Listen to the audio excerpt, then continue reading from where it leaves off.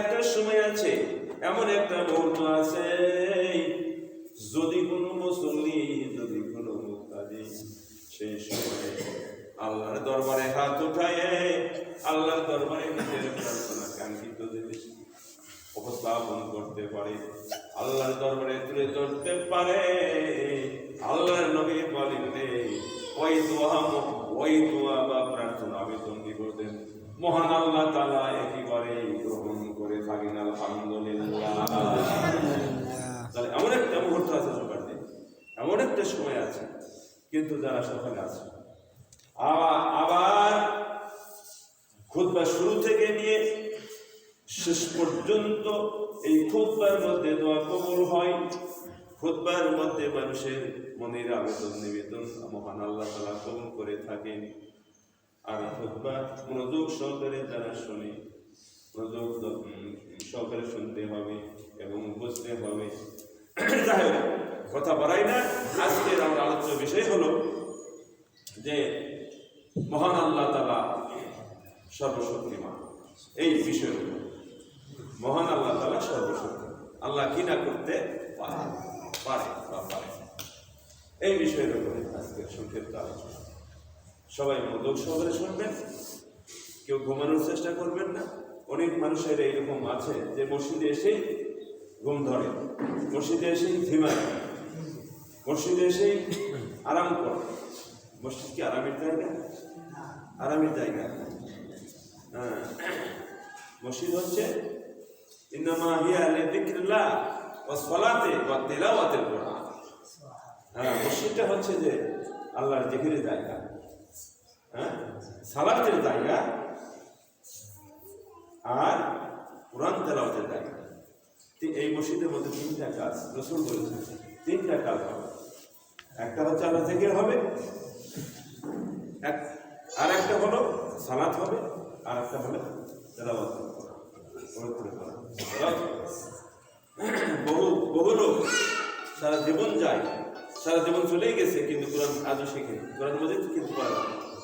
বহু কিছু শিখলো, বহু কিছু জানলো, টাকা কামাই করলো, অর্থ কামাই করলো, ছেলেকে বিদেশ পাঠালো, বাড়ি একতলা করলো, দোতলা করলো, জমি 1 বিঘা থেকে 10 বিঘা 50 বিঘা জমি করলো, 5 বিঘা জমি করলো, বাড়ি একতলা থেকে দোতলা, 3তলা, 4তলা, 5তলা, 10তলা করলো, কিন্তু কোরআন মজিদ পড়া শিখলো না। হতভাগা, কবর পড়া, হতভাগা, এত কিছু শিখলো কিন্তু কোরআন।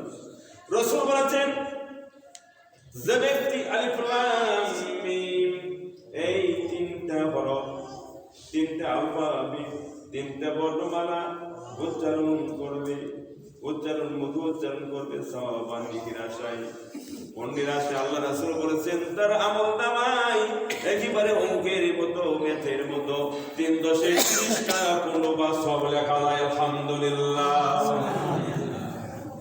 কিন্তু আপনার এই যে আমরা সালাত পড়তে আসছি, নামাজ পড়তে আসছি, এটা কবুল হবে এমন কিছু অ্যাসুরেন্স আছে? এমন কিছু গ্যারান্টি নেই, ওয়ারেন্টি তো নাই, গ্যারান্টিও পর্যন্ত নেই। হ্যাঁ, হজ করছে, উমরা করছে, কবুল যে হবেই তার কোনো গ্যারান্টি আছে? তারও কোনো গ্যারান্টি নেই। যাকাত দিলেন, ওষুধ দিলেন, আপনার মাল পবিত্র কি অপবিত্র সেটা তো আল্লাহ পাকে ভালো জানে, সেরকম কবল হবে কিনা আল্লাহ পাকে ভালো জানে। কিন্তু কোরআন তেলাওয়াতটা দেখেন, এর মধ্যে কোনো ঘাটতি নেই, এর মধ্যে কোনো ত্রুটি নেই। 330টা রাসূল বলছেন একেবারে এভাবে যদি আপনি পড়তেই থাকেন, শত শত হরফ পড়তেই থাকেন, হাজার হাজার হরফ যদি বর্ণমালা পড়তেই থাকেন, আপনার আমলনামায় সওয়াব যোগ হতেই থাকে। আলহামদুলিল্লাহ। না, ওইদিকে যাচ্ছি না, আমার বিষয়বস্তুটা একটু খেয়াল রাখবেন যে আল্লাহ কিনা করতে, আল্লাহ সর্ববিষয়ে ইন্নাল্লাহা আলা কুল্লি শাইইন কাদির। আল্লাহ বলেছেন নিশ্চয়ই আল্লাহ সর্বশক্তিমান, নিশ্চয়ই আল্লাহ সব বিষয়ে শক্তিমান, সব বিষয়ে আল্লাহর শক্তি, আল্লাহর ক্ষমতা সমান হবে। আল্লাহু গালিবুন আলা আমরিহি ওয়ালাকিন্না আকসারান নাসি লা ইয়ালামুন। 12 পারা সূরা ইউসুফ 21 নম্বর আয়াত। আল্লাহ বলেন আল্লাহ তার কার্য সম্পাদনে অপ্রতিহত, কিন্তু অধিকাংশ মানুষ তা জানে না, বোঝে না।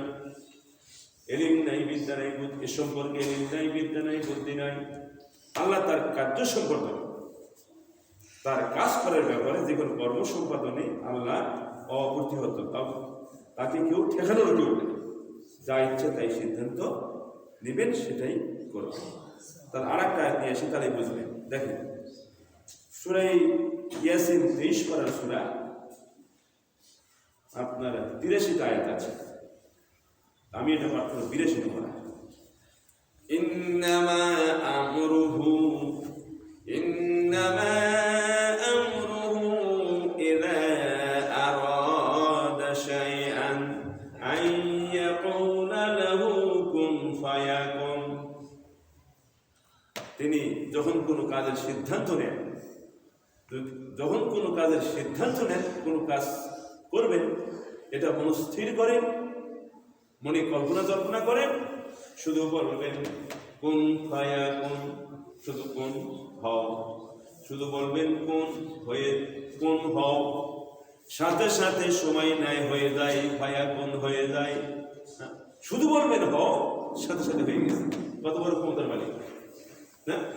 শুধু বলবেন আল্লাহ যে হয়ে যা, হও, কোন কাপনা নুন পেশ কোন হও, আদেশ হয়ে যায়।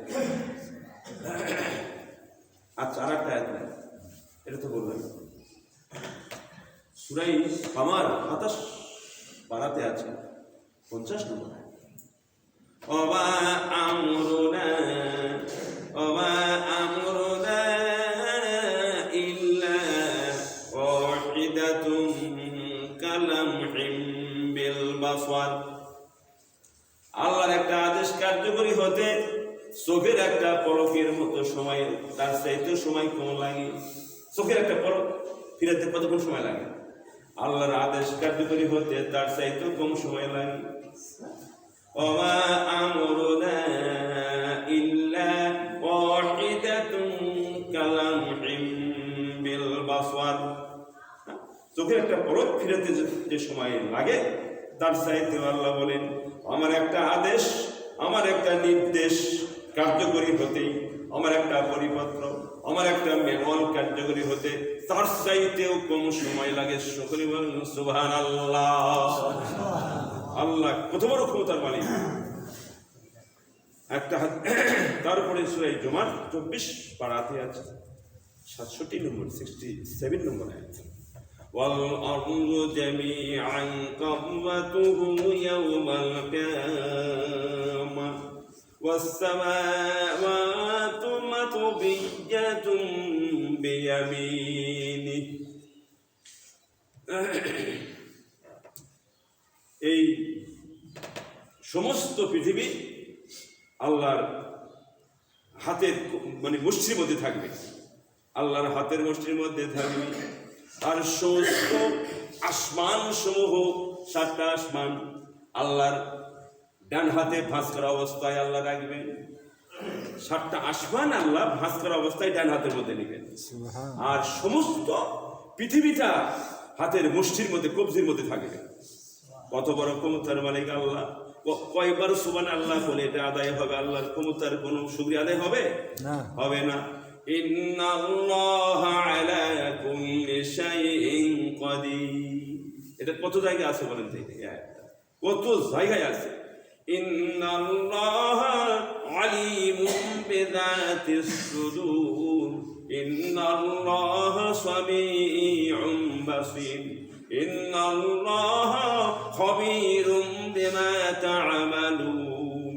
এই সমস্ত আয়াত কত জায়গায় আছে কোরআন শরীফের মধ্যে। তোমরা বান্দা, তোমরা যা কিছু করো সব কিছু আল্লাহ খবর রাখেন, সব কিছু খবর রাখেন। বান্দা তোমার অন্তরে কোন জিনিস তুমি লুকাইতে রাখছো সেটাও আল্লাহ জানেন, সেটাও আল্লাহ মানুষের অন্তরে কি আছে, অন্তরের মধ্যে কি কল্পনা পরিকল্পনা, কি প্ল্যান এস্টিমেট করতেছে বা করবে, সেটাও আল্লাহর এলিমে আছে, আল্লাহর জ্ঞানী আছে। তাহলে আল্লাহর এলিম, আল্লাহর বিদ্যা বুদ্ধি আর সব কিছু আছে। আচ্ছা, একটা প্রশ্ন করি, অনেক মানুষ কিন্তু হাজার হাজার লক্ষ লক্ষ মানুষ আল্লাহকে নিরাকারে বিশ্বাসী, আল্লাহকে নিরাকারে বিশ্বাসী। আবার বহু মানুষ আছে, বহু পরহেজগার আল্লাহ মানুষ আছে, তারা আল্লাহকে আকারে বিশ্বাসী। দুই শ্রেণীর মানুষ বাংলাদেশে আছে।